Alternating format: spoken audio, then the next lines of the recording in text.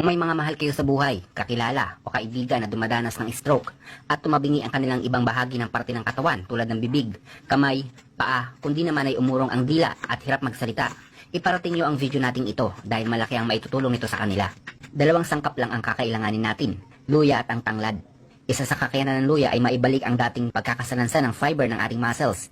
Nagagawa din itong mapakalma ang mga stress at sobrang banat nating mga litid at muscles. Nagpapaganda din ito ng ating puso. Nagpapaganda ng bomba ng ating puso. Pampababa ng dugo. Pampababa ng kolesterol. Nagpapabuti ng ating brain health. Natural pain reliever din ito. Nag-aalis ng pagmamanas ng ating katawan.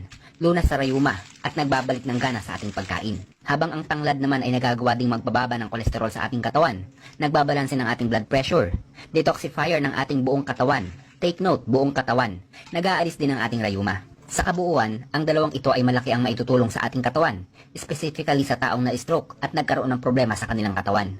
Uminom lang nito ng 2 beses sa isang araw, umaga walang laman ng tiyan, at sa gabi bago matulog. Kung mababa ang dugo, 1 baso lamang sa isang araw. Napakalaki din ang maitutulong ng pagmasahe ng katawan ng taong na stroke kahit 3 beses sa isang linggo.